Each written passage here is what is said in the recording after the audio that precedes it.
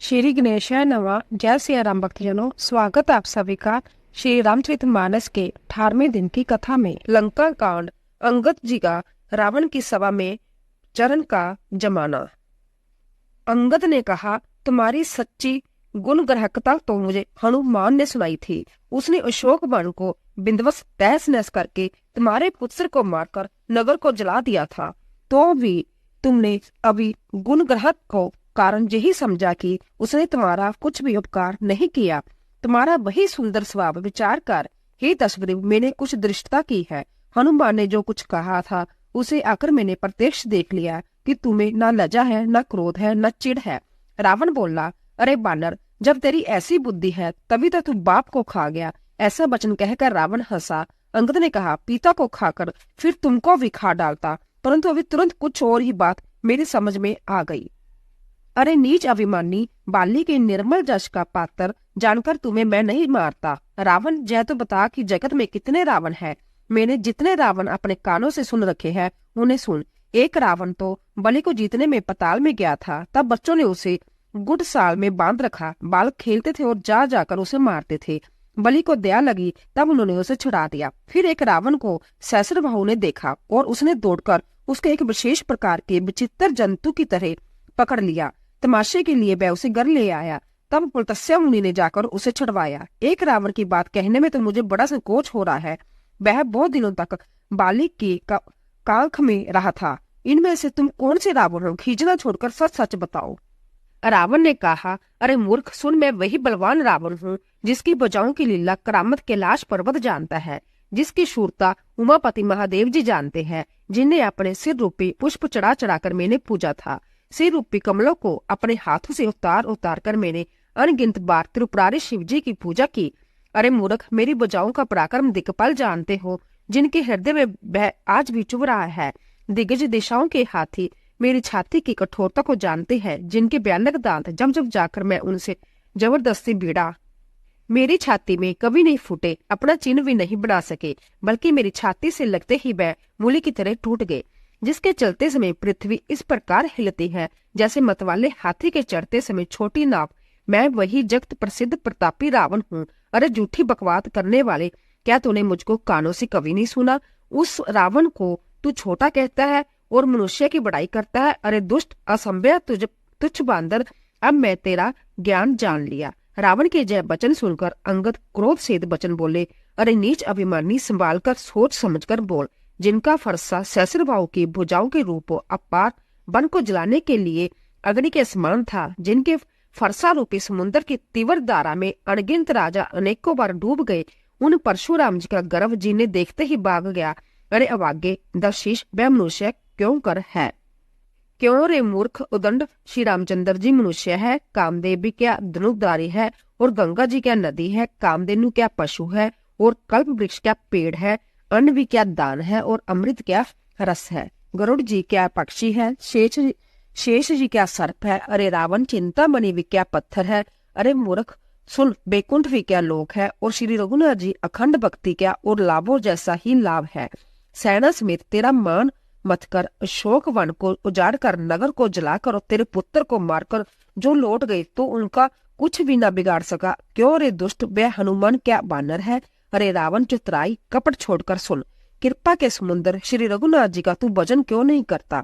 अरे दुष्ट, यदि तू श्री राम जी के बैरी हुआ तो तुझे ब्रह्मा और रुद्र भी नहीं बचा सकेंगे। हे मुड़, व्यर्थ गाल ना मार, डींग ना हाँक। श्री राम जी से बैर करने पर तेरा ऐसा हाल होगा कि तेरे सिर समूह श्री राम जी के बाण लगते ही बानरों के आगे पृथ्वी पर पड़ेंगे, और रिछ बानर तेरे उन गेंद के समान अनेकों सिरों से चौगान खेलेंगे। जब श्री रघुनाथ जी युद्ध में कोप करेंगे और उनके अंतरिक्ष तीक्ष्ण बहुत से दान छूटेंगे, तब क्या तेरा कैसा गाल चलेगा? ऐसा विचार कर कृपालु श्री राम जी को बच। अंगद के जय वचन सुनकर रावण बहुत अधिक जल उठा, मानो जलती हुई प्रचंड अग्नि में घी पड़ गया हो। वह बोला, अरे मूर्ख कुंभकर्ण, ऐसा मेरा भाई है, इंद्र का शत्रु सुप्रसिद्ध मेघनाथ मेरा पुत्र है, और मेरा पराक्रम तूने सुना ही नहीं कि मैंने संपूर्ण जड़ चेतन जगत को जीत लिया है। रे दुष्ट, बानरों की सहायता जोड़कर राम ने समुद्र बांध लिया, बस यही उसकी प्रभुता है। समुद्र को तो अनेकों पक्षी भी लांग जाते हैं, पर इसी से बस सभी शूरवीर नहीं हो जाते। अरे मूर्ख बंदर, सुन, मेरी एक एक भुजा रूपी समुद्र बल रूपी जल से पूर्ण है, जिसमें बहुत से शूरवीर देवता और मनुष्य डूब चुके हैं। बता कौन ऐसा शूरवीर है जो मेरे इस अथाह और अपार 20 समुद्रों का पार पा जाएगा। अरे दुष्ट, मैंने दिक्पालों तक जल बरवाया और तू एक राजा का मुझे सुयश सुनाता है। यदि तेरा मालिक जिसकी गुणगाथा तू बार बार कह रहा है संग्राम में लड़ने वाला योद्धा है, तो फिर वह दूत किस लिए बेचता है। शत्रु से प्रीति करते उसे लाज नहीं आती। पहले कैलाश का मत्थन करने वाली मेरी भुजाओं को देख, फिर अरे मूर्ख बानर, अपने मालिक की सराहना करना। रावण के समान शूरवीर कौन है जिसने अपने ही हाथों से सिर काट काट कर अंततः हर्ष के साथ बहुत बार उन्हें अग्नि में होम दिया। सभ्य गौरीपति शिवजी इस बात के साक्षी है। मस्तकों के जलते समय जब मैंने अपने ललाटों पर लिखे हुए विधाता के अक्षर देखे, तब मनुष्य के हाथ से अपनी मृत्यु होना बांझकर विधाता की वाणी असत्य जानकर मैं हंसा। उस बात को समझकर भी मेरे मन में डर नहीं है, क्योंकि मैं समझता हूँ कि बूढ़े ब्रह्मा ने बुद्धि ब्रह्म से ऐसा लिख दिया है। अरे मूर्ख, तू लज्जा और मर्यादा छोड़कर मेरे आगे बार बार दूसरे वीर का बल कहता है। अंगद ने कहा, अरे रावण, तेरे समान लज्जावान जगत में कोई नहीं। लज्जाशीलता तो तेरा सहज स्वभाव ही है। तू अपने मुंह से अपने गुण कभी नहीं कहता। सिर काटने कैलाश में उठाने की कथा चित्त में चढ़ी हुई थी, इससे तूने उसे 20 बार कहा। भुजाओं के उस बल को तो तूने हृदय में ही छिपा रखा है, जिससे तूने सहस्र बाहुबली और बाली को जीता था। अरे मंद बुद्धि, सुन, अब बस कर। सिर काटने से भी क्या कोई शूरवीर हो जाता है? इंद्रजाल रचने वाले को वीर नहीं कहा जाता, जबकि वह अपने ही हाथों अपना सारा शरीर काट डालता है।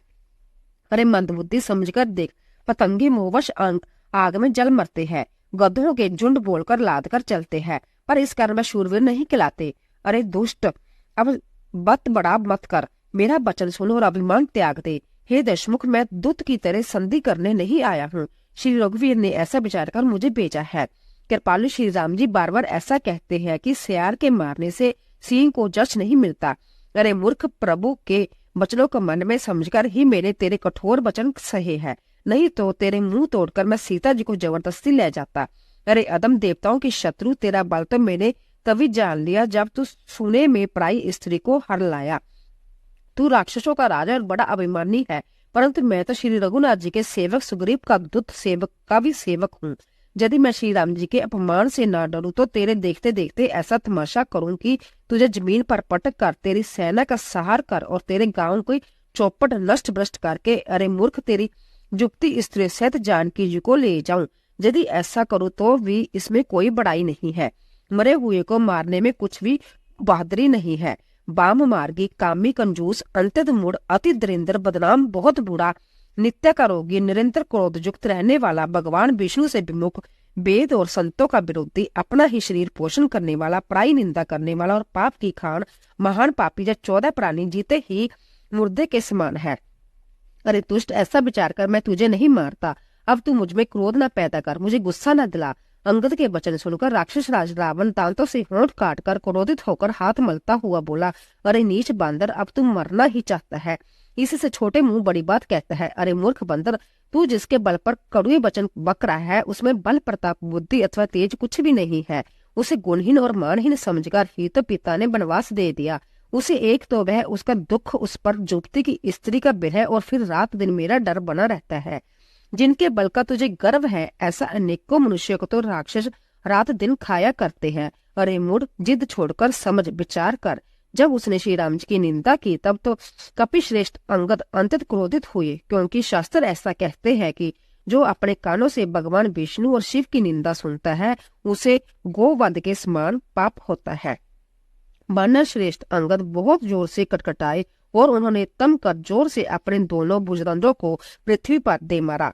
पृथ्वी हिलने लगी, जिससे बैठे हुए सभासद गिर पड़े और व्यारूपी पवन भूत से ग्रस्त होकर भाग चले। रावण गिरते गिरते संभल कर उठा, उसके अंतिम सुंदर मुकुट पृथ्वी पर गिर पड़े।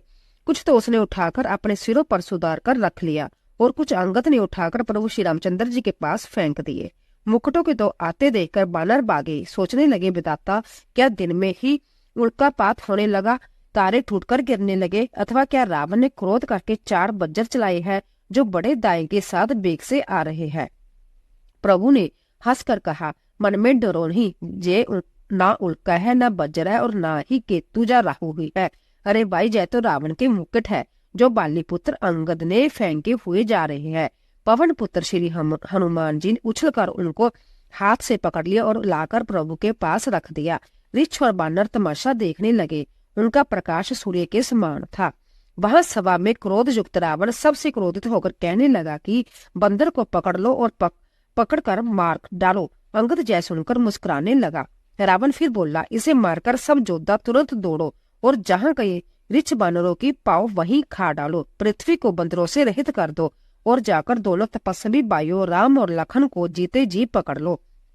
रावण के कोप भरे वचन सुनकर तब युवराज अंगद क्रोधित होकर बोले, तुझे गाल बजाते लाज नहीं आती? अरे निर्लज, अरे कुलनाशक, गला काट कर आत्महत्या करके मर जा। मेरा बल देखकर भी क्या तेरी छाती नहीं फटती?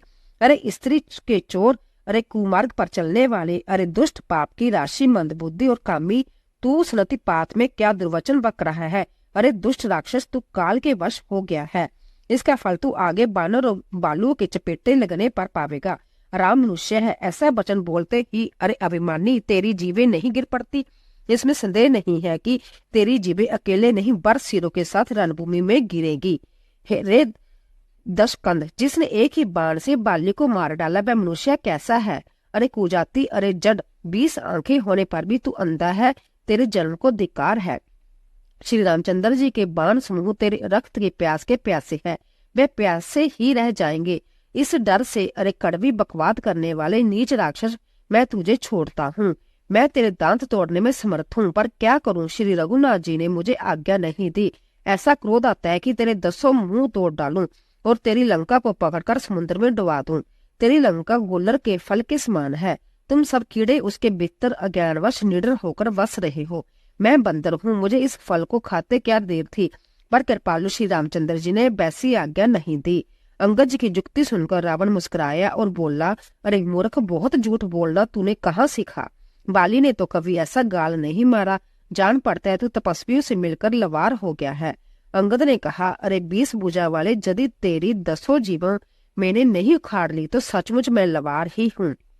श्री रामचंद्र जी के प्रताप को समझकर समरण करके अंगद क्रोधित हो उठे और उन्होंने रावण की सभा में प्रण करके दृढ़ता के साथ पैर रोप दिया और कहा, अरे मूर्ख, यदि तू मेरा चरण हटा सके तो श्री राम जी लौट जाएंगे। मैं सीता जी को हार गया। रावण ने कहा, ए सब वीरों सुनो, पैर पकड़कर बंदर को पृथ्वी पर पछाड़ दो। इंद्रजीत, मेघनाथ आदि अनेकों बलवान योद्धा जहां तहां से हर्षित होकर उठे। वह पूरे बल से बहुत से उपाय करके जपते हैं, पर पैर टलता नहीं। तब सिर नीचा करके फिर अपने अपने स्थान पर जा बैठ जाते हैं। काक बछुंडी जी कहते हैं, वह देवताओं के शत्रु राक्षस फिर उठकर जपते हैं, परंतु हे सर्पों के शत्रु गरुड़ जी, अंगद का चरण उनसे वैसे ही नहीं टलता जैसे कुजोगी पुरुष मोरूपी वृक्ष को नहीं उखाड़ सकते। करोड़ों वीर योद्धा जो बल में मेघनाथ के समान थे हर्षित होकर उठे। वह बार बार जपते हैं, पर बानर का चरण नहीं उठा सकते। तब लज्जा के मारे सिर नवाकर बैठ जाते हैं। जैसे करोड़ों विघ्न आने पर भी संत का मन नीति को नहीं छोड़ता, वैसे ही बानर अंगद का चरण पृथ्वी को नहीं छोड़ता। यह देखकर शत्रु रावण का मद दूर हो गया। अंगद का बल देखकर सब हृदय में हार गए। तब अंगद के ललकार पर रावण संभय उठा। जब वह अंगद का चरण पकड़ने लगा तब बाली कुमार अंगद ने कहा, मेरा चरण पकड़ने से तेरा बचाव नहीं होगा। अरे मूर्ख, तू जाकर श्री राम जी के चरण क्यों नहीं पकड़ता? जय सुनकर वह मन में बहुत ही सुख जाकर लौट गया। उसकी सारी शिरी जाती रही। वह ऐसा तेजहीन हो गया जैसे मध्य में चंद्रमा दिखाई देता है। वह सिर नीचा करके सिंहासन पर जा बैठा, मानो सारी संपत्ति गंवार कर बैठा हो। श्री रामचंद्र जी ने जगत के आत्मा और प्राणों के स्वामी है, उनसे विमुख रहने वाला शांति कैसे पा सकता है?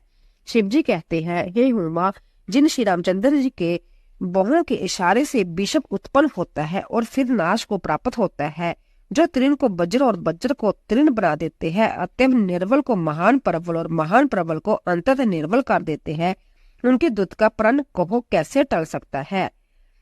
फिर अंगद ने अनेकों प्रकार से नीति कही। फिर रावण ने नहीं माना, क्योंकि उसका काल निकट आ गया था। शत्रु के गर्व को चूर करके अंगद ने उसको प्रभु श्री रामचंद्र जी का सुष सुनाया और फिर वह राजा बाली का पुत्र जय कहकर चल दिया। रणभूमि में तुझे खेला खिलाकर ना मारूं तब तक अभी पहले से क्या बड़ाई करूं। अंगद ने पहले ही सभा में आने से पूर्व ही उसके पुत्र को मार डाला था। वह संवाद सुनकर रावण दुखी हो गया। अंगद का प्रण सफल देखकर सब राक्षस भय से अंतत ही व्याकुल हो गए। शत्रु के बल का मर्दन कर बल की राशि वाले पुत्र अंगद जी ने हर्षित होकर आकर श्री रामचंद्र जी के चरण कमल पकड़कर लिए। उनका शरीर पुलकित है और नेत्रों में जल भरा है। संध्या हो गई जानकर दशग्रीव बिलखता हुआ उदास होकर महल में गया। मंदोदरी ने रावण को समझाकर फिर कहा, हे कांत, मन में समझकर विचार कर कुबुद्धि को छोड़ दो। आपसे श्री रघुनाथ जी से युद्ध शोभा नहीं देता। उनके छोटे भाई ने एक जरा सी रेखा खींच दी थी, उसे भी आप नहीं लांग सके। ऐसा तो आपका पुरुष तत्व है। हे प्रीतम, आप उन्हें संग्राम में जीत पाएंगे जिनके दूत का ऐसा काम है। खेल से समुद्र लांघकर वह बानरों में सिंह हनुमान आपकी लंका में निर्भय चला आया। रखवालों को मारकर उसने अशोक वन को उजाड़ डाला। आपके देखते देखते उसने अक्षय कुमार को मार डाला और संपूर्ण नगर को जलाकर राख कर दिया। उस समय आपके बल का गर्व कहाँ चला गया। अब हे स्वामी, झूठ गाल ना मारिए, डींग ना हाँकिए, मेरे कहने पर हृदय में कुछ विचार कीजिए। हे पति, आप श्री रघुपति जी को राजा मत समझिए, बल्कि अब जगन्नाथ चराचर स्वामी और अतुलनीय बलवान जानिए। श्री राम जी के बाण का प्रताप तो नीच मारीच भी जानता था, परंतु आपने उसका कहना भी नहीं माना। जन की सभा में अनगिनत राजागण थे, वहां विशाल और अतुलनीय बल वाले आप भी थे। वहां शिवजी का धनुष तोड़कर श्री राम जी ने जानकी जी को ब्याया, तब आपने उनको संग्राम में क्यों नहीं जीता। इंद्र पुत्र जयंत उनके बल को कुछ कुछ जानता है। श्री राम जी ने पकड़कर केवल उसकी एक आंख ही फोड़ दी और उसे जीवित ही छोड़ दिया। शूर्पणखा की दशा तो आपने देख ही ली, तो भी आपके हृदय में उनसे लड़ने की बात सोचने विशेष कुछ भी लज्जा नहीं आती, जिन्होंने विराट और खरदूषण को मारकर लीला से ही कवंदन भी मार डाला और जिन्होंने बाली को एक ही बाण से मार दिया। हे दशकंत, आप उन्हें समझिए जिन्होंने खेल से इस समुद्र को बंधा लिया और जो भी प्रभु सेना सहित सुवेल पर्वत पर उतर पड़े। उन सूर्य कुल के ध्वजा स्वरूप कीर्ति को बढ़ाने वाले करुणामय भगवान ने आप ही के हित के लिए दूत भेजा, जिसने बीच सभा में आकर आपके बल को उसी प्रकार मथ डाला जैसे हाथियों के झुंड में आकर सिंह उसे छिन्न भिन्न कर डालता है। रन में बांके अंतित विकट वीर अंगद और हनुमान जी जिनके सेवक है। हे पति, उन्हें आप बार बार मनुष्य कहते हैं। आप व्यर्थ ही मानस ममता और मद का बोझा ढो रहे हैं। हाँ प्रीतम, आपने श्री राम जी से विरोध कर लिया और काल के विशेष वश होने से आपके मन में अब भी ज्ञान नहीं उत्पन्न होता।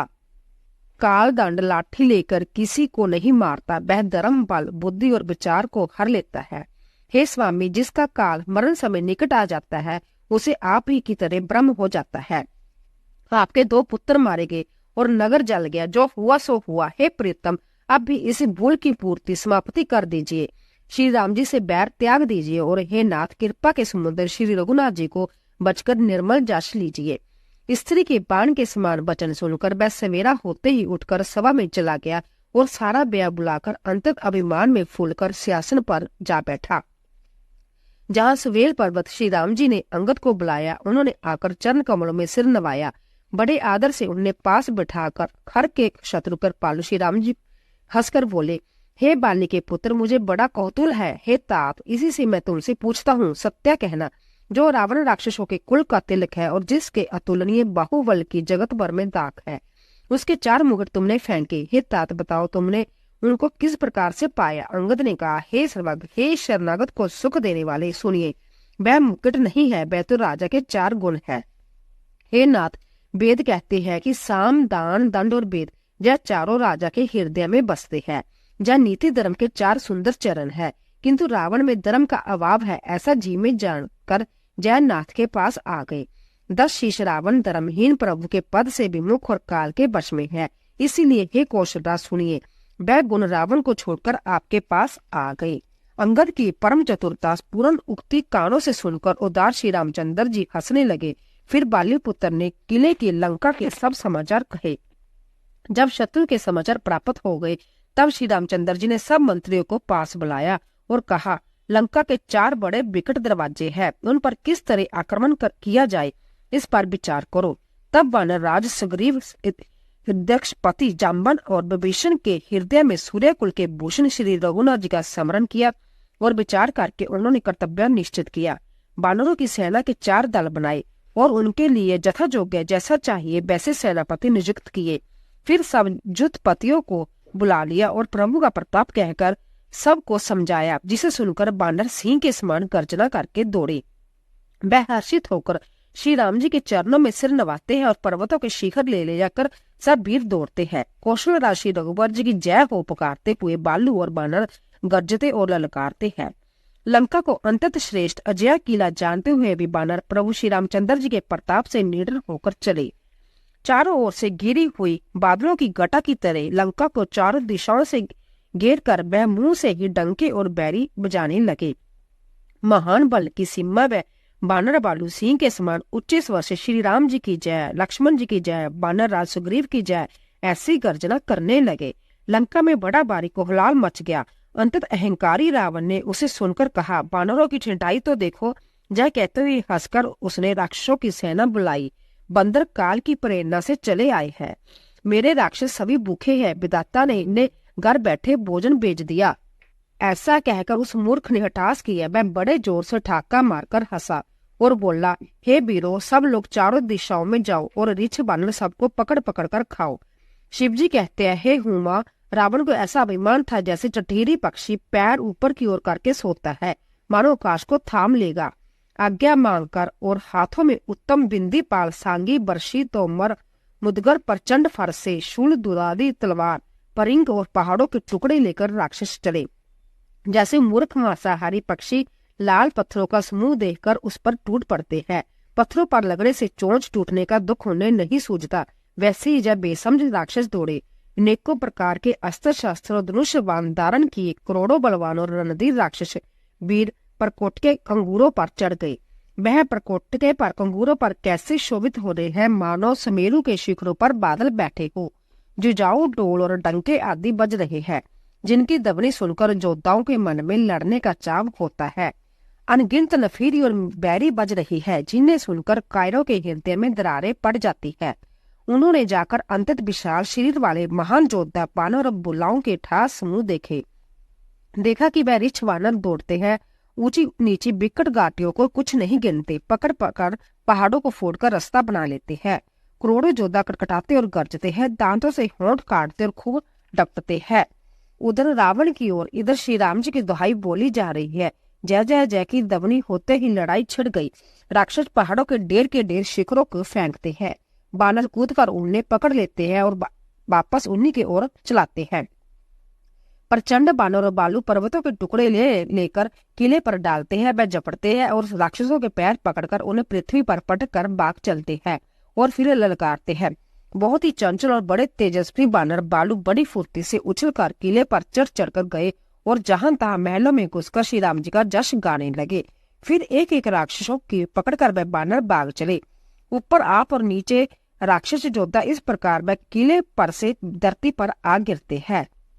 श्री राम जी के प्रताप से प्रबल बानरों के झुंड राक्षस योद्धाओं के समूह योद्धाओं को मसल रहे हैं।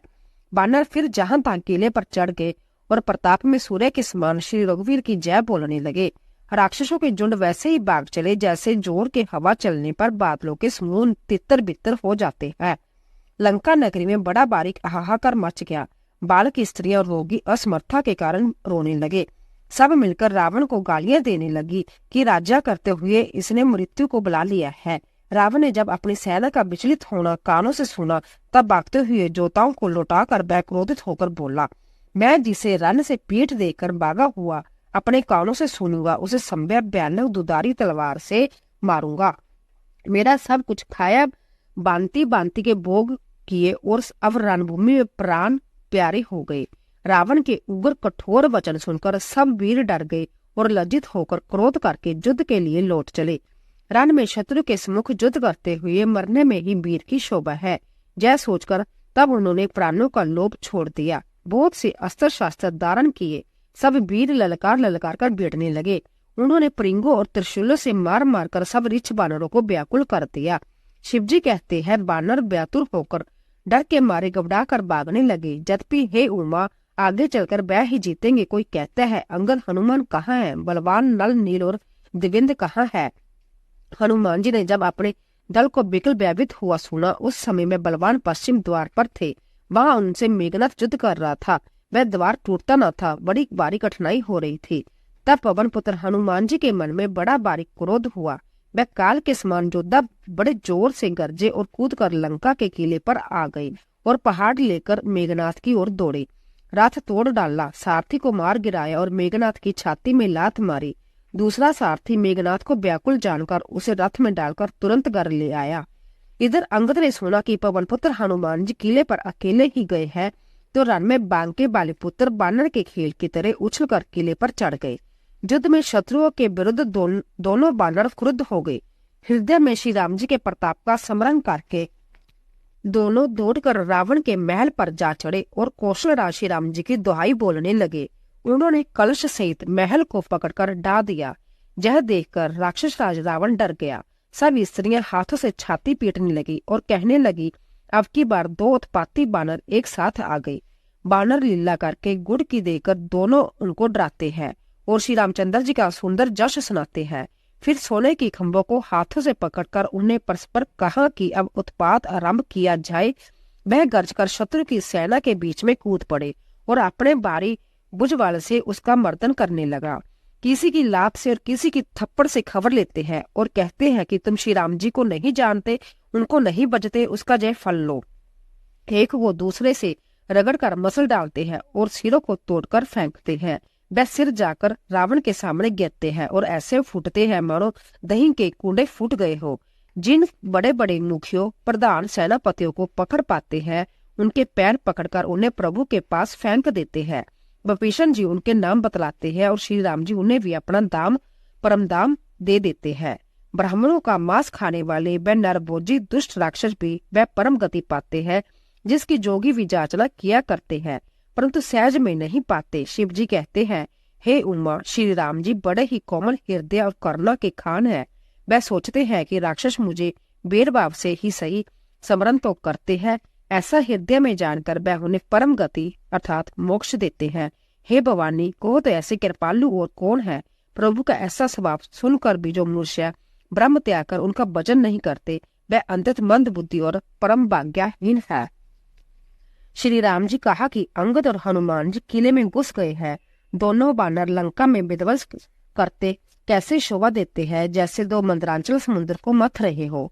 भुजाओं के बल से शत्रु की सेना को कुचल कर और मसल कर फिर दिन का अंत होता देखकर हनुमान और अंगद दोनों कूद पड़े और श्रम थकावट रहित होकर वहां आ गए जहां भगवान श्री राम जी थे। उन्होंने प्रभु के चरण कमलों में सिर नवाए। उत्तम योद्धाओं को देखकर श्री रघुनाथ जी मन में बहुत प्रसन्न हुए। श्री राम जी ने कृपा करके दोनों को देखा, जिससे वह श्रम रहित और परम सुखी हो गए। अंगद और हनुमान को गए जानकर सभी बालू और बानर वीर लौट पड़े। राक्षसों ने पर दोष साई काल का बल पाकर रावण की दुहाई देते हुए बानरों पर दावा किया। राक्षसों की सेना आती देखकर बानर लौट पड़े और वह योद्धा जहां तक कटकट कर बिड़ गई। दोनों ही दल बड़े बलवान थे। योद्धा ललकार ललकार कर लड़ते थे, कोई हार नहीं मानते थे। सभी राक्षस महान वीर और अंतर काले हैं और बानर विशाखलाय तथा अनेकों रंगों के हैं। दोनों ही दल बलवान है और समान बल वाले योद्धा हैं। वह क्रोध करके लड़ते हैं और खेल करते वीरता दिखलाते हैं। राक्षस और बानर युद्ध करते हुए ऐसे जान पड़ते हैं मानो क्रमश वर्षा और शरद ऋतु के बहुत से बादल पवन से प्रेरित होकर लड़ रहे हो। कंपन और अतिकाय इन सेनापतियों में अपनी सेना को विचलित होते देखकर माया की पल भर में अंत्यत अंधकार हो गया। खून पत्थर और राख की वर्षा होने लगी। 200 दिशाओं में अंत्यत घना अंधकार देखकर बानरों की सेना में खलबली पड़ गई। एक को एक दूसरा नहीं देख सकता और सब जहां तहां पुकार कर रहे हैं। श्री रघुनाथ जी सब रहस्य जान गए। उन्होंने अंगद और हनुमान को बुला लिया और सब समाचार कहकर समझाया। सुनते ही वे दोनों कपिश्रेष्ठ क्रोध करके दौड़े। फिर कृपालु श्री राम जी ने हंसकर धनुष चढ़ाया और तुरंत ही अग्निबाण चलाया, जिससे प्रकाश हो गया, कहीं अंधेरा नहीं रह गया। जैसे ज्ञान के उदय होने पर सब प्रकार के संदेह दूर हो जाते हैं। बालू और बानर प्रकाश पाकर श्रम और व्यय से रहित तथा प्रसन्न होकर दौड़े। हनुमान और अंगद रण में गरज उठे। उनकी हाँक सुनते ही राक्षस भाग छूटे। भागते हुए राक्षस योद्धाओं को बानर और बालू पकड़कर पृथ्वी पर दे मारते हैं और अद्भुत आश्चर्यजनक करनी करते हैं। युद्ध कौशल दिखलाते हैं, पैर पकड़कर उन्हें समुद्र में डाल देते हैं। वहां मगर, सांप और मच्छ उन्हें पकड़ पकड़ कर खा डालते हैं। कुछ मारे गए, कुछ घायल हुए, कुछ भाग कर गड़कर चढ़ गए। अपने बल से शत्रु दल को विचलित करके रिछ और बानर गरज रहे हैं। रात हुई जानकर बानरों की चारों सेनाएं वहां आई जहां कौशलपति श्री राम जी थे। श्री राम जी ने ज्यों ही सबको कृपा करके देखा, त्यों ही जब बानर श्रम रहित हो गए। वहां लंका में रावण ने मंत्री को बुलाया और जो योद्धा मारे गए थे उन सबको सबसे बताया। उसने कहा, बानरों ने आधी सेना का संहार कर दिया। अब शीघ्र बताओ क्या विचार करना चाहिए। माल्यवंत नामक का एक अत्यंत बूढ़ा राक्षस था। वह रावण की माता का पिता अर्थात उसका नाना और श्रेष्ठ मंत्री था। वह अत्यंत पवित्र नीति के वचन बोला, हे तात, कुछ मेरी सीख भी सुनो। जब से तुम सीता को हर लाए हो तब से इतने अपशुगुन हो गए हैं कि जो वर्णन नहीं किए जा सकते। वेद पुराणों ने जिनका जश गाया है उन श्री राम से विमुख होकर किसी ने सुख नहीं पाया। बाई हिरण्यकशिपु सहित हिरण्याक्ष को और बलवान मधुकेटक को भी जिन्होंने मारा था, वह ही कृपा के समुद्र भगवान राम रूप में अवतरित हुए हैं। जो काल स्वरूप है, दुष्टों के समूह रूपी बन के भस्म करने वाले अग्नि है, गुणों के दाम और ज्ञान गण है। एवं शिवजी और ब्रह्मा जी भी जिनकी सेवा करते हैं, उनसे बैर कैसा। अंत्या बैर छोड़कर उन्हें जानकी जी को दे दो और कृपा निदान परम स्नेही श्री राम जी का वचन करो। रावण को उसके वचन बाण के समान लगे। मैं बोला, अरे अभागे, मुंह काला करके जहां से निकल जा। तू बूढ़ा हो गया है, नहीं तो तुझे मार ही डालता। अब मेरी आंखों के अपना मुंह न दिखलाना। रावण के जय वचन सुनकर उसने माल्यावन ने अपने मन में ऐसा अनुमान किया कि इसे कृपा निदान श्री राम जी अब मारना ही चाहते हैं। वह रावण को दुर्वचन कहता हुआ उठकर चला गया। तब मेघनाथ क्रोधपूर्वक बोला, सवेरे मेरी करामत देखना। मैं बहुत कुछ करूंगा, थोड़ा क्या कहूँ, जो कुछ वर्णन करूंगा थोड़ा ही होगा। पुत्र के वचन सुनकर रावण को भरोसा आ गया। उसने प्रेम के साथ उसे गोद में बिठा लिया। विचार करते करते ही सवेरा हो गया। बानर फिर चारों दरवाजों पर जा लगे। बानरों ने क्रोध करके दुर्गम किले को घेर लिया। नगर में बहुत ही कोहलाल मच गया। राक्षस बहुत तरह के अस्त्र शस्त्र धारण करके दौड़े और उन्होंने किले पर से पहाड़ों को शिखर ढाए। उन्होंने पर्वतों के करोड़ों शिखर ढहाए। नेक प्रकार से गोले चलने लगे। वह गोले ऐसे गहराते हैं जैसे वज्रपात हुआ हो, बिजली गिरी हो, और योद्धा ऐसे गरजते हैं मानो प्रलय काल के बादल हो। विकट बानर योद्धा भिड़ते हैं, कट जाते हैं, घायल हो जाते हैं, उनके शरीर जर्जर चलनी हो जाते हैं। तब भी वे लटते नहीं, हिम्मत नहीं हारते। वह पहाड़ उठाकर उसे किले पर फेंकते हैं। राक्षस जहां के तहां जो जहां होते हैं वही मारे जाते हैं। मेघनाथ ने कानों से ऐसा सुना कि बानरों ने आकर फिर किले को घेर लिया। तब वह वीर किले से उतरा और डंका बजाकर उनके सामने चला गया। मेघनाथ ने पुकार कर कहा, समस्त लोकों में प्रसिद्ध धुरंधर कौशलदीश दोनों भाई कहाँ है? नल नील देवव्रत सुग्रीव और वल की सीमा अंगद और हनुमान कहाँ है? बाई से द्रोह करने वाला विभीषण कहाँ है? आज मैं सबको उस दुष्ट को तो हठ पूर्वक अवश्य ही मारूंगा। ऐसा कहकर उसने धनुष पर कठिन बाणों का संधान किया और अंत्यत क्रोध करके उसे कान तक खींचा। वह बाणों के समूह छोड़ने लगा मानो बहुत से पंख वाले सांप दौड़े जा रहे हो। जहां तहां बानर गिरते दिखाई पड़ने लगे। उस समय कोई भी उसके सामने ना हो सके। रिछ बानर जहां तहां भाग चले। सबको युद्ध की इच्छा भूल गई। रणभूमि में ऐसा एक भी बानर या बालू नहीं दिखाई पड़ा जिसको उसने प्राण मात्र अवशेष न कर दिया हो, अर्थात जिसके केवल प्राण मात्र ही न बचे हो। बल पुरुषार्थ सारा जाता ना रहा। फिर उसने सबको 10-10 बाण मारे। बानर और वीर पृथ्वी पर गिर पड़े। बलवान और धीर मेघनाथ सिंह के समान नाद करके गरजने लगे। सारी सेना को बेहाल देखकर पवन सुत हनुमान क्रोध करके ऐसे दौड़े मानो संभ्या काल दौड़ा आता हो। उन्होंने तुरंत एक बड़ा भारी पहाड़ उखाड़ लिया और बड़े ही क्रोध के साथ उसे मेघनाथ पर छोड़ा। पहाड़ को आते देखकर वह आकाश में उड़ गया। उसके रथ, सारथी और घोड़े सब नष्ट हो गए, चूर चूर हो गए। हनुमान जी उसे बार बार ललकारते हैं पर वह निकट नहीं आता क्योंकि वह उनके बल का मर्म जानता था। तब मेघनाथ श्री रघुनाथ जी के पास गया और उसने उनकी प्रति नेकों प्रकार के दुर्वचनों का प्रयोग किया। फिर उसने उन पर अस्त्र शस्त्र तथा और सब हथियार चलाए। प्रभु ने खेल में ही सबको काट कर अलग कर दिया। श्री राम जी का प्रताप देखकर वह मूर्ख लज्जित हो गया और अनेकों प्रकार की माया करने लगा। जैसे कोई व्यक्ति छोटा सा सांप का बच्चा हाथ में लेकर गरुड़ को डरावे और उससे खेल करे। शिवजी और ब्रह्मा जी तक बड़े छोटे, जिनकी अंतत बलवान माया के वश में है, नीच बुद्धि निशाचर उनको अपनी माया दिखलाता है। आकाश में ऊंचे चढ़कर वह बहुत से अंगारे बरसाने लगा। पृथ्वी से जल की धाराएं प्रकट होने लगी। अनेक प्रकार के पिशाच तथा पिशाचनियां नाच नाच कर मारो काटो की आवाज करने लगे। वह कभी तो निष्ठा, पीप, खून, बाल और हड्डियां बरसाता था और कभी बहुत से पत्थर फेंके देता था। फिर उसने धूल बरसाकर ऐसा अंधेरा कर दिया कि अपना ही पसारा हुआ हाथ नहीं सूझता था। माया देखकर बानर उकला उठे। वह सोचने लगे कि इस हिसाब से तो सबका मरण आ बना। यह कौतुक देखकर श्री राम जी मुस्कुराए। उन्होंने जान लिया कि सब बानर व्यापित हो गए हैं। तब श्री राम जी ने एक ही बाण से सारी माया काट डाली, जैसे सूर्य अंधकार के समूह को हर लेता है। तदंतर उन्होंने कृपा भरी दृष्टि से बानर बालों को और देखा। वह ऐसे प्रबल हो गए कि रण में रोकने पर भी नहीं रुकते थे। श्री राम जी से आज्ञा मांगकर अंगद आदि बानरों के साथ हाथों में धनुष बाण लिए हुए श्री लक्ष्मण जी क्रुद्ध होकर चले। उनके लाल नेत्र है, चौड़ी छाती और विशाल भुजाएं है। हिमाचल पर्वत के समान उज्जवल शरीर, कुछ ललाई लिए हुए है। इधर रावण भी बड़े बड़े योद्धा भेजे, जो अनेकों अस्त्र शस्त्र लेकर दौड़े। पर्वत, नख और वृक्ष रूपी हथियार धारण किए हुए बानर श्री रामचंद्र जी की जय पुकार कर दौड़े। बानर और राक्षस सब जोड़ी सी जोड़ी बिट गए।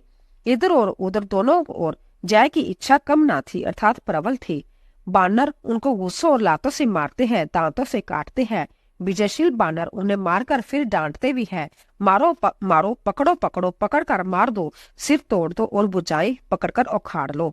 नौमों खंडों में ऐसी आवाज बढ़ रही है। प्रचंड रुंड दंड जहां तहां दौड़ रहे हैं। आकाश में देवतागण जह कौतुक देख रहे हैं, उन्हें कभी खेद होता है और कभी आनंद आता है। खून गड्ढों में भर भर कर जम गया है और उस पर धूल उड़कर पड़ रही है। वह दृश्य ऐसा है मानो अंगारों के डेरों पर राख छा रही हो।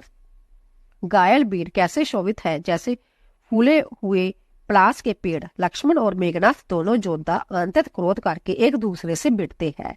एक दूसरे को कोई किसी को जीत नहीं सकता। राक्षस छल, बल, माया और अनीति अधर्म करता है। तब भगवान अनंत जी लक्ष्मण जी क्रोधित हुए और उन्होंने तुरंत उसके रथ को तोड़ डाला और सारथी के टुकड़े टुकड़े कर दिए। शेष जी लक्ष्मण जी उस पर अनेक प्रकार से प्रहार करने लगे। राक्षस के प्राण मात्र शेष रह गए। रावण पुत्र मेघनाथ ने मन में अनुमान किया कि अब तो प्राण संकट आ बना, जय मेरे प्राण हार लेंगे। तब उसने वीर गात्री शक्ति चलाई। वह तेज पूर्ण शक्ति लक्ष्मण जी की छाती में लगी। शक्ति के लिए लगने से उन्हें मूर्छा आ गई। तब मेघनाथ ब्याह छोड़कर उनके पास चला गया। मेघनाथ समान 100 करोड़ अनगिनत योद्धा उन्हें उठा रहे हैं, परंतु जगत के आधार श्री शेष जी लक्ष्मण जी उनसे कैसे उठते। तब वह लजाकर चले गए। शिवजी कहते हैं, हे गिरिजे सुनो, प्रलय काल में जिन शेषनाग के क्रोध की अग्नि 14 भुवन को तुरंत ही जला डालती है और देवता, मनुष्य तथा समस्त चराचर जीव जिनकी सेवा करते हैं, उनको संग्राम में कौन जीत सकता है। इस लीला को वही जान सकता है जिस पर श्री राम जी की कृपा हो। संध्या होने पर दोनों ओर की सेनाएं लौट पड़ी।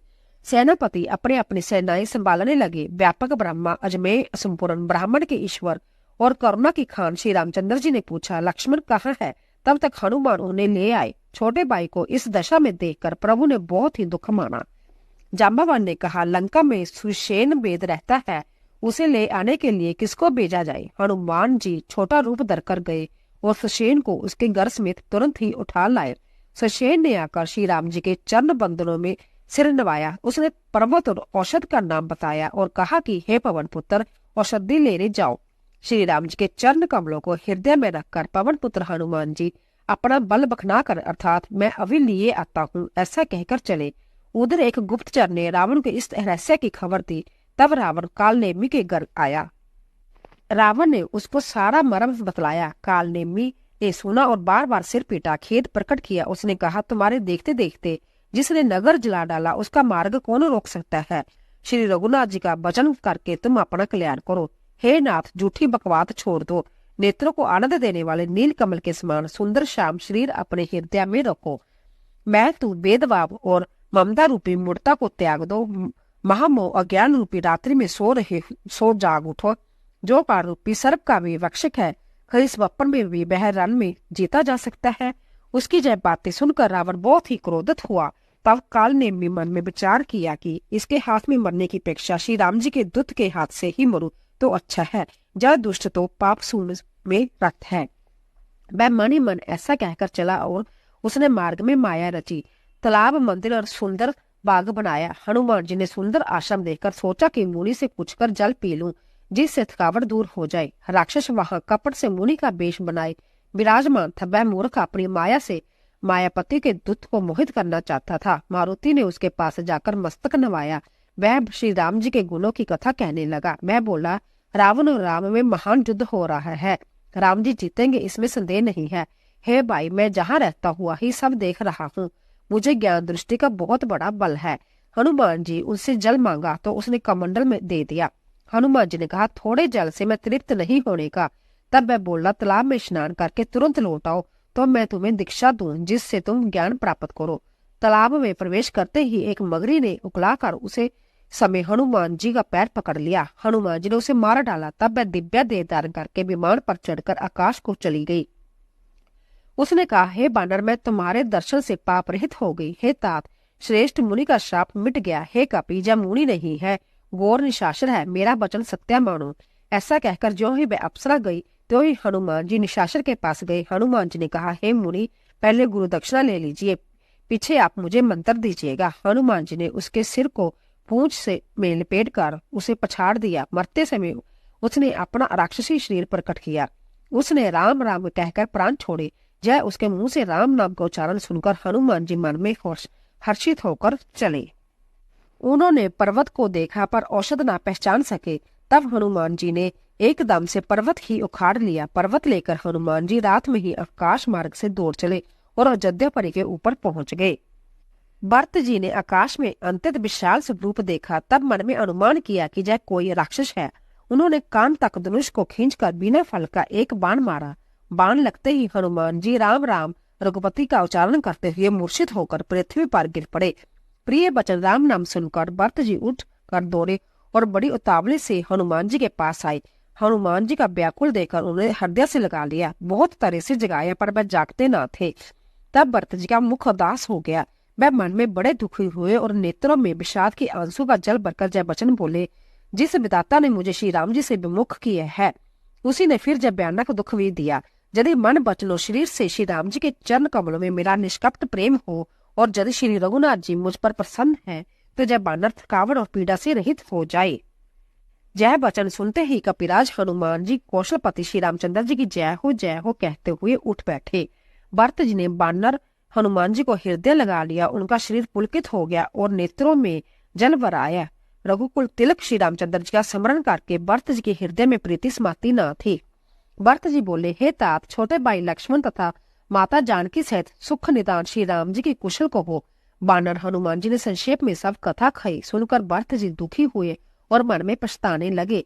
हा देव, मैं जगत में क्यों जन्मा? प्रभु के एक भी काम न आया। फिर को अवसर विपरीत समय जानकर मन में धीरज धरकर बलवीर भरत जी हनुमान जी से बोले, हे तात, तुमको जाने में देर होगी और सवेरा होते ही काम बिगड़ जाएगा। अंत तुम पर्वत सहित मेरे बाण पर चढ़ जाओ, मैं तुमको वहां भेज दूंगा जहाँ कृपा के दाम श्री राम जी है। भरत जी की यह बात सुनकर एक बार तो हनुमान जी के मन में अभिमान उत्पन्न हुआ कि मेरे बोझ से बाण कैसे चलेगा, किंतु फिर श्री रामचंद्र जी के प्रभाव का विचार करके मैं भरत जी के चरणों की वंदना करके हाथ जोड़कर बोले, हे नाथ, हे प्रभु, मैं आपका प्रताप हृदय में रखकर तुरंत चला जाऊंगा। ऐसा कहकर आज्ञा पाकर और भरत जी के चरणों की वंदना करके हनुमान जी चले। भरत के बाहुबलशील सुंदर स्वभाव गुण और प्रभु के चरणों में अपार प्रेम की मन ही मन बार बार सराहना करते हुए मारुति श्री हनुमान जी चले जा रहे हैं। वहां लक्ष्मण जी को देखकर श्री राम जी साधारण मनुष्य के अनुसार वचन बोले, आधी रात बीत चुकी है, हनुमान जी नहीं आए। यह कहकर श्री राम जी ने छोटे भाई लक्ष्मण जी को उठाकर हृदय से लगा लिया और बोले, हे भाई, तुम मुझे कभी दुख नहीं देख सकते थे। तुम्हारा स्वभाव सदा से ही कोमल था। मेरे हित के लिए तुमने माता पिता को भी छोड़ दिया और वन में जाड़ा, गर्मी और हवा सब सहन किया। हे भाई, वह प्रेम अब कहाँ है? मेरे व्याकुलता पूर्ण वचन सुनकर उठते क्यों नहीं? यदि मैं जानता कि वन में बाई का विशोभ होगा तो मैं पिता का वचन, जिसका मानना मेरे लिए परम कर्तव्य था, उसे भी न मानता। पुत्र, दान, स्त्री, घर और परिवार जगत में बार बार होते और जाते हैं, परंतु जगत में सहोदर बाई बार बार नहीं मिलता। हृदय में ऐसा विचार कर हे तात जागो। जैसे पंख बिना पक्षी, मणि बिना सर्प और सूंड बिना श्रेष्ठ हाथी अंत दीन हो जाता है, हे भाई, यदि कहीं जड़ देव मुझे जीवित रखे तो तुम्हारे बिना मेरा जीवन भी ऐसा ही होगा। स्त्री के लिए प्यारे भाई को खोकर मैं कौन सा मुंह लेकर अवध जाऊंगा? मैं जगत में बदनामी भले ही सह लेता कि राम में कुछ भी वीरता नहीं है जो स्त्री को खो बैठे। स्त्री की हानि से इस हानि को देखते कोई विशेष क्षति नहीं थी। अब तो हे पुत्र, मेरा निष्ठुर और कठोर हृदय जय अपजश और तुम्हारा शोक दोनों ही सहन करेगा। हे तात, तुम अपनी माता के एक ही पुत्र और उसके प्राणधर हो। सब प्रकार से सुख देने वाला और परम हितकारी जानकर उन्होंने तुम्हें हाथ पकड़कर मुझे सौंपा था। मैं अब जाकर उन्हें क्या उत्तर दूंगा? हे भाई, तुम उठकर मुझे सिखाते समझाते क्यों नहीं? सोच से छुड़वाने वाले श्री राम जी बहुत प्रकार से सोच कर रहे हैं। उनके कमल की पखुंडी के समान नेत्रों से विषाद आंसू का जल बह रहा है। शिव जी कहते हैं, हे उमा, श्री रघुनाथ जी एक अद्वितीय और अखंड विजोग रहित है। भक्तों पर कृपा करने वाले भगवान ने लीला करके मनुष्य की दशा दिखलाई है। प्रभु के लीला के लिए किए गए प्रलाप को कानों से सुनकर बानरों के समूह व्याकुल हो गए। इतने में ही हनुमान जी आ गए, जैसे करुणा करके वीर रस आ गया हो। श्री राम जी हर्षित होकर हनुमान जी से गले लगाकर मिले। प्रभु परम सुजान, चतुर और अंतत ही कृतज्ञ है। तब वेद सुशेन ने तुरंत उपाय किया, जिससे लक्ष्मण जी हर्षित होकर उठ बैठे। प्रभु बाई को हृदय से लगाकर मिले। बालू और बानरों के समूह सब हर्षित हो गए। फिर हनुमान जी से वैद को उसी प्रकार वहां पहुंचा दिया जाए जिस प्रकार उस वक्त पहले लाया गया था। जय समाचार जब रावण ने सुना तब उसने अंतत विषाद से बार बार सिर पीटा। वह व्याकुल होकर कुंभकर्ण के पास गया और बहुत से उपाय करके उसने उसको जगाया। कुंभकर्ण जगा, उठा बैठा। वह कैसा दिखाई देता है, मानो समय काल ही शरीर दान करके बैठा हो। कुंभकर्ण ने पूछा, हे भाई, कहो तो तुम्हारे मुख क्यों सूख रहा है? उस अभिमानी रावण ने उससे जिस प्रकार से वह सीता जी को हर लाया था, तब से अब तक की सारी कथा कह डाली। हे तात, बानरों ने सब राक्षस मार डाले, बड़े बड़े योद्धाओं को भी साहर कर डाला। दुर्मुख देव शत्रु, मनुष्य वक्षक, बारी योद्धा, अतिकाय और अंकंपन तथा महोदर आदि दूसरे सभी रणधीर वीर रणभूमि में मारे गए। तब रावण के वचन सुनकर कुंभकर्ण बिलख कर दुखी होकर बोला, अरे मूर्ख, जग जननी जानकी को हर लाकर अब तू कल्याण चाहता है? हे राक्षसराज, तूने अच्छा नहीं किया। अब आकर मुझे क्या जगाया? हे तात, अब भी अभिमान छोड़कर श्री राम जी को बजो तो कल्याण होगा। हे रावण, जिनके हनुमान सरीखे सेवक है, वह श्री रघुनाथ जी क्या मनुष्य है? हाय भाई, तूने बुरा किया जो पहले ही आकर मुझे यह हाल नहीं सुनाया। हे स्वामी, तुमने उस परम देवता का विरोध किया जिसके शिव ब्रह्मा आदि देवता सेवक है। नारद मुनि ने मुझे जो ज्ञान कहा था वह तुझसे कहता हूँ, पर अब तो समय जाता रहा। हे भाई, अब तो अंतिम बार भरकर मुझसे मिल ले, मैं जाकर अपने नेत्र सफल करूं। तीनों तापों को छुड़ाने वाले श्याम शरीर कमल नेत्र श्री राम जी के जाकर दर्शन करूं। श्री रामचंद्र जी के रूप और गुणों का स्मरण करके वह एक क्षण के लिए प्रेम मगन हो गया। फिर रावण ने करोड़ों गड़े मदिरा और अनेकों बैंसे मंगवाई। बैंसे खाकर और मदिरा पीकर वह बिजली गिरने के समान गरजा। मद से चूर रण के उत्साह से पूर्ण कुंभकर्ण किला छोड़कर चला। सेना भी साथ नहीं ली। उसे देखकर विभीषण आगे आए और उसके चरणों पर गिरकर अपना नाम सुनाया। छोटे भाई को उठाकर उसने हृदय से लगा लिया और श्री रघुनाथ जी का भक्त जानकर वह उसके मन को प्रिय लगने लगा। विभीषण ने कहा, हे तात, परम हितकर सलाह व विचार कहने पर रावण ने मुझे लात मारी। उसी गलाने के मारे मैं श्री रघुनाथ जी के पास चला आया। दीन देखकर प्रभु के मन को मैं प्रिय लगा। कुंभकर्ण ने कहा, हे पुत्र सुन, रावण तो काल के वश हो गया है।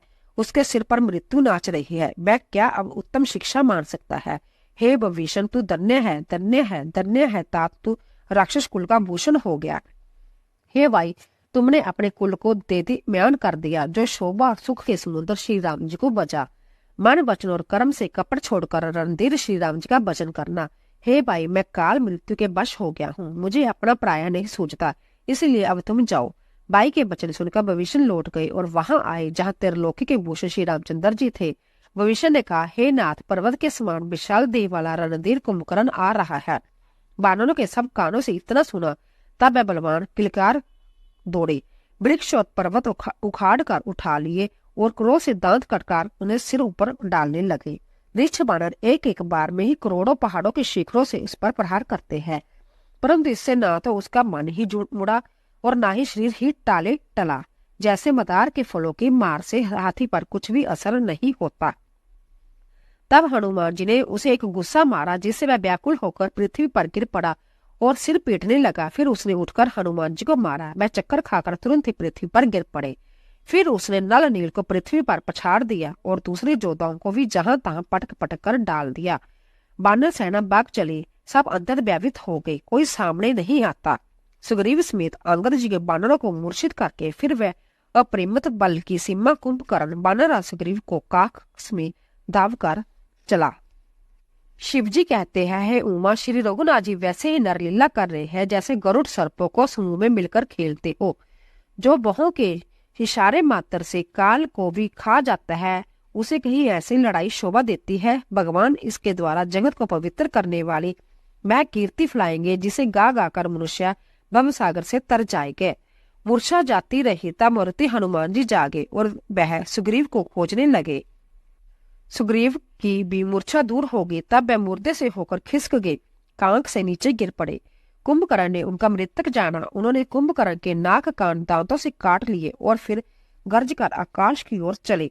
तब कुंभकर्ण ने जाना, उसने सुग्रीव का पैर पकड़कर उनको पृथ्वी पर पछाड़ दिया। फिर सुग्रीव ने बड़ी फुर्ती से उठकर उसको मारा और जब बलवान सुग्रीव प्रभु के पास आए और बोले, कृपा निदान प्रभु की जय हो, जय हो, जय हो, नाक कान काटे गए। ऐसा मन में जानकर बड़ी ग्लानि हुई और वह क्रोध करके लौटा। एक तो वह स्वभाव से ही भयंकर था और फिर बिना नाक कान का होने से और भी भयानक हो गया। उसे देखता ही बानरों की सेना में भय उत्पन्न हो गया। रघु वंश मणि की जय हो, जय हो, जय हो, ऐसा पुकारकर बानर हु करके दौड़े और सब ने एक ही साथ उस पर पहाड़ और वृक्षों के समूह छोड़े। रण के उत्साह में कुंभकर्ण विरुद्ध होकर सामने ऐसा चला मन क्रोधित होकर काल ही आ रहा हो। वह करोड़ करोड़ बानरों के एक साथ पकड़ पकड़ कर खाने लगा। वह उसके मुंह में इस तरह घुसने लगे मानो पर्वत की गुफा में टिड्डियां समा रही हो। करोड़ों बानरों को पकड़कर उसने शरीर से मसल डाला, करोड़ों को हाथों से मिलकर पृथ्वी की धूल में मिला दिया। पेट में गए हुए बालू और बानरों के ठट के ठट उसके मुख, नाक और कानों की राह से निकल निकल कर भाग रहे हैं। रण के मध्य में मत राक्षस कुंभकर्ण इस प्रकार गर्वित हुआ मानो विधाता ने उसको सारा विश्व अर्पण कर दिया हो और उसे वह ग्रास कर जाएगा। सब योद्धा बाग खड़े हुए, वह लौटाए भी नहीं लौटते, आंखों से उन्हें सूझ नहीं पड़ता और पुकारने से सुनते नहीं। कुंभकर्ण ने बानर सेना को तितर बितर कर दिया। जय सुनकर राक्षस सेना भी दौड़ी। श्री रामचंद्र जी ने देखा कि अपनी सेना व्याकुल है और शत्रु की नाना प्रकार की सेना आ गई है। तब कमल नयन श्री राम जी ने बोले, हे सुग्रीव, हे विभीषण और हे लक्ष्मण, सुनो, तुम सेना को संभालना, मैं इस दुष्ट के बल और सेना को देखता हूँ। हाथ में धनुष और कमर में तरकस सजकर श्री रघुनाथ जी शत्रु सेना को दलन करने चले। प्रभु ने पहले तो धनुष का टंकार किया, जिसकी भयानक आवाज सुनते ही शत्रु दल बहरा हो गया। फिर सत्या प्रतिज्ञा श्री राम जी ने 1,00,000 बाण छोड़े। वह ऐसे चले मानो पंख वाले काल सर्प चले हो। जहां था बहुत से बाण चले जिनसे भयंकर राक्षस योद्धा कटने लगे। उनके चरण, छाती, सिर और भुजदंड कट रहे हैं। बहुत से वीरों के 100 टुकड़े हो जाते हैं। घायल चक्कर खा खाकर पृथ्वी पर पड़ रहे हैं। उत्तम योद्धा फिर संभल कर उठते और लड़ते हैं। बाण लगते ही वह मेघ की तरह गरजते हैं। बहुत से तो कठिन बाण को देखकर भी भाग जाते हैं। बिना मुंड सिर के प्रचंड रुंड दड़ दौड़ रहे हैं और पकड़ो पकड़ो, मारो मारो का शब्द करते हुए चिल्ला रहे हैं। प्रभु के बाणों ने शन मात्र से भयानक राक्षसों को काट कर रख दिया। फिर वह सब बाण लौटकर श्री रघुनाथ जी के तर्क में घुस गए। कुंभकर्ण ने मन में विचार कर देखा कि श्री राम जी ने शन मात्र में राक्षसी सेना का संहार कर डाला। तब वह महाबली वीर अंतत क्रोधित हुआ और उसने गंभीर सीनांत किया। वह क्रोध करके पर्वत उखाड़ लेता है और जहां जहां बारी बारी बानर योद्धा होते हैं वहां डाल देता है। बड़े बड़े पर्वतों को आते देखकर प्रभु ने उनको बाण से काटकर धूल के समान कर डाला। फिर श्री रघुनाथ जी ने क्रोध करके धनुष को तानकर बहुत से अंतत भयानक बाण छोड़े। वह बाण कुंभकर्ण के शरीर में घुसकर पीछे से इस प्रकार निकल जाते हैं कि उनका पता नहीं चलता, जैसे बिजलियां बादल में समा जाती है। उसके काले शरीर से रुद्र बहता हुआ ऐसी शोभा देता है मानो काजल के पर्वत से गेरू के पनाले बह रहे हो। उसे व्याकुल देखकर ऋक्ष वानर दौड़े। वह ज्यों ही निकट आए त्यों ही वह हंसा और बड़ा घोर शब्द करके गरजा तथा करोड़ करोड़ बानरों को पकड़कर वह गर्ज की तरह उन्हें पृथ्वी पर पटकने लगे और रावण को दहाई देने लगा। यह देखकर रिछ बानरों के झुंड ऐसे भागे जैसे बेड़ों को देखकर बेड़ों के झुंड। शिवजी कहते हैं, हे भवानी, बानर वाले व्याकुल होकर अर्थवाणी से पुकारते हुए भाग चले। वह कहने लगे, यह राक्षस दुर्भिक्ष के समान है जो अब बानर कुल रूपी देश में पड़ना चाहते हैं। हे कृपा रूपी जल के धारण करने वाले मेघरूप श्री राम, हे खर के शत्रु, हे शरणागत के दुख हरने वाले, रक्षा कीजिए, रक्षा कीजिए। करुणा भरे वचन सुनते ही भगवान धनुष बाण सुधार कर चले। महाबलशाली श्री राम जी ने सेना को अपने पीछे कर लिया और वह अकेले क्रोध पूर्वक चले अर्थात आगे बढ़े। उन्होंने धनुष को खींचकर 100 बाण संधान किए। बाण छूटे और उसके शरीर में समा गए। बाणों के लगते ही वह क्रोध में भरकर दौड़ा। उसके दौड़ने से पर्वत डगमगाते लगे और पृथ्वी हिलने लगी। उसके एक पर्वत उखाड़ लिया। रघुकुल तिलक श्री राम जी ने उसकी वह भुजा ही काट दी। तब वह बाएं हाथ में पर्वत को लेकर दौड़ा। प्रभु ने उसकी वह भुजा भी काटकर पृथ्वी पर गिरा दी। भुजाओं के कट जाने पर वह दुष्ट कैसी शोभा पाने लगा जैसे बिना पंख का मंदराचल पहाड़ हो। उसने उग्र दृष्टि से प्रभु को देखा, मानो तीनों लोगों को निकल जाना चाहता हो। वह बड़े जोर से चिंगाड़ करके मुंह फैलाकर दौड़ा। आकाश में सिद्ध और देवता डरकर हाहाकार इस प्रकार पुकारने लगे। करुणा निदान भगवान ने देवताओं को व्यवित जाना। तब उन्होंने धनुष को कान तक तान कर राक्षस के मुख को बाण के समूह में भर दिया। तो भी महाबली पृथ्वी पर गिर पड़ा। मुख में बाण बने हुए वह प्रभु के सामने दौड़ा, मानो काल रूपी संजीव तरकस ही आ रहा हो। तब प्रभु ने क्रोध करके तीक्ष्ण बाण लिया और उसके सिर को धड़ से अलग कर दिया। वह सिर रावण के आगे जा गिरा। उसे देखकर रावण ऐसा व्याकुल हुआ जैसे मणि के छूट जाने पर सर्प। कुंभकर्ण का प्रचंड दड़ दौड़ा जिससे पृथ्वी दसी जाती थी। तब प्रभु ने काटकर उसके 2 टुकड़े कर दिए। बानर बालू और निशाचरों को अपने नीचे दबाते हुए वह दोनों टुकड़े पृथ्वी पर ऐसे पड़े जैसे आकाश से 2 पहाड़ गिरे हो। उसका तेज प्रभु श्री रामचंद्र जी के मुख में समा गया। जय देखकर देवता मुनि सभी ने आश्चर्य माना। देवता नगाड़े बजाते हर्षित होते और स्तुति करते हुए बहुत से फूल बरसा रहे हैं। विनती करके सब देवता चले गए। उस समय देवऋषि नारद आए। आकाश के ऊपर से उन्होंने श्री हरि के सुंदर वीरयुक्त गुण समूह का गान किया जो प्रभु के मन को बहुत ही भाया। मुनि जय कहकर चले गए कि अब दुष्ट रावण को शीघ्र मारिए। उस समय श्री रामचंद्र जी रणभूमि में आकर सुशोभित हुए। अतुलनीय बल वाले कौशलपति श्री रघुनाथ जी रणभूमि में सुशोभित है। मुख पर पसीने की बूंदे है। कमल के समान नेत्र कुछ लाल हो रहे हैं। शरीर पर रक्त के कण है। दोनों हाथों से धनुष बाण फिरा रहे हैं। चारों रिच बाण सुशोभित है। तुलसीदास जी कहते हैं कि प्रभु की इस छवि का वर्णन शेष जी भी नहीं कर सकते जिनके बहुत से हजार मुख है। शिव जी कहते हैं, हे गिरिजे, कुंभकर्ण जो नीच राक्षस और पाप की खान था उसे भी श्री राम जी ने अपना परम धाम दे दिया। अंत वह मनुष्य निश्चय मंद बुद्धि है जो उन श्री राम जी को नहीं बचते। बोलो सियापति रामचंद्र भगवान की जय। तो दोस्तों, आशा करती हूँ कि आपको हमारी रामचरितमानस की कथा अवश्य पसंद आई होगी। प्लीज जाने से पहले कमेंट बॉक्स में जय श्री राम अवश्य लिखें और चैनल को सब्सक्राइब कीजिए, लाइक कीजिए और ज्यादा से ज्यादा शेयर कीजिए। आप सभी का धन्यवाद।